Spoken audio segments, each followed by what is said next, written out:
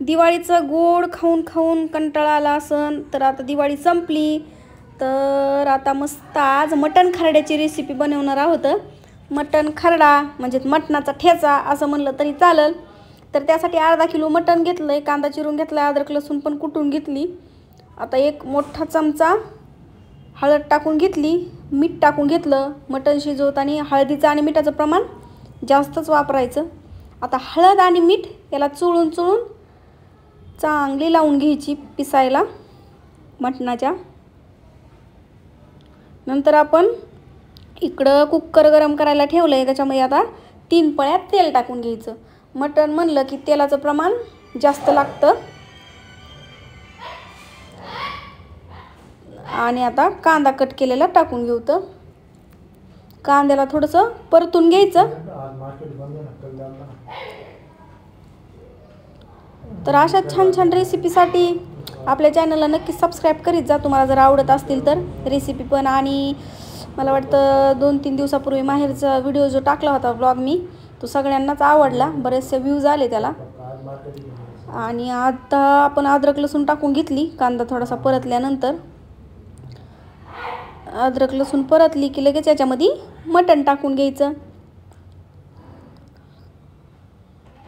तर आता मटणाला चांगलं मिक्स करून घेऊतं आणि थोडंसं मिक्स केल्यानंतर झाकून ठेवायचं। त्याला थोडंसं आंगचं त्याचं पाणी सुटून द्यायचं, म्हणजे छान चव येते मटणाला।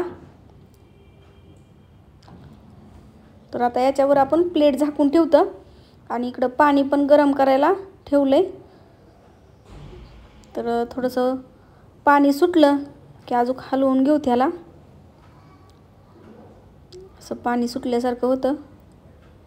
तर याच्यामध्ये आता आपल्याला गरम पाणी टाकून घ्यायचंय।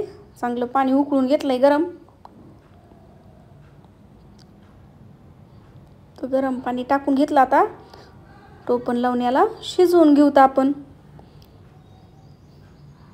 तर आज मटण खरड्याची रेसिपी। तर खरडा बनवण्यासाठी साहित्य घेतलेलं आहे। तर त्याच्यामध्ये हिरवी मिरची, आल्याचा तुकडा, लसूण, कोथिंबीर आणि बारीक बारीक 2 कांदे कट करून घेतलेत, किसलेलं खोबरं आणि तीळ घेतलेत।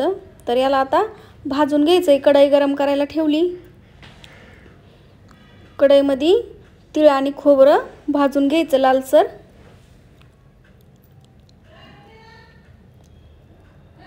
तर मस्त असं खोबरं भाजून घेऊतं। आता खोबरं आणि तीळ भाजून झालेत, ते काढून घेतलं, थंड व्हायला ठेवून देऊतं। आणि त्याच कढईमध्ये आपण हिरव्या मिरच्या, लसूण आणि अद्रक टाकून घेतली। जर तुम्हाला डायरेक्टच याचा ठेचा बनवायचा असला तरी चालतंय, फक्त नंतर थोडंसं परतून घ्यायचं, म्हणजे त्याचा कच्चटपणा निघून जातो। पण आपण आधीच ह्याला थोडंसं तेल टाकून भाजून घेणार होतं। थोडंसं भाजल्यानंतर हे सगळं आपल्याला मिक्सरमध्ये बारीक करून घ्यायचं आहे। मिक्सरच्या भांड्यात टाकलंय आणि बारीक करून घेऊतं। थोडंसं पाणी टाकायचं आणि भरपूर अशी कोथिंबीर टाकली आणि पाणी टाकलंय। तर असा ठेचा बनवून घेतलाय आपण। हिरवं वाटण तयार झालंय आपलं। इकडं मटण पण आपलं शिजलेलं आहे मस्त। तर आता मटणाचे पीस वेगवेगळे काढून घ्यायचे। सूप पण आपल्याला थोडंसं लागणार आहे, पण जास्त लागत नाही खरडा बनवण्यासाठी।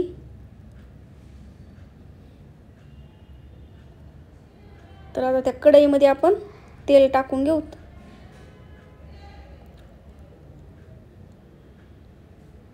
3 पळ्या तेल टाकणार आहे। फोडणीला 3 पळ्या टाकल्या, भाजीला पण 3 पळ्या। 3ला थोडंसं कमी म्हणलं तरी चालेल।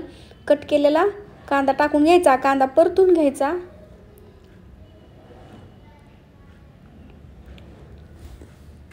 तर आपल्या साध्या आणि सोप्या भाषेतल्या रेसिपीसाठी सबस्क्राईब नक्कीच करा। डबल सांगते, तुमच्या सगळ्यांच्या सपोर्टची आपल्याला गरज आहे।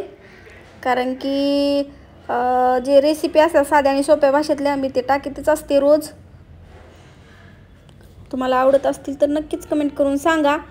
आता आपण ठेचा हिरवं वाटण जे बनवून घेतलंय, कांदा परतला चांगला, नंतर त्याच्यामध्ये ते टाकून घेतलं। आता हे टाकल्यानंतर याच्यामध्ये आपल्याला थोडंसं सूप टाकायचं आहे सूप टाकून थोडंसं याला परतून घ्यायचं आहे, म्हणजे छान अशी चव त्याच्यामध्ये उतरते आणि एक नंबर आपण मटण खरडा आपला तयार होतो. तर याला थोडंसं परतून देऊतं.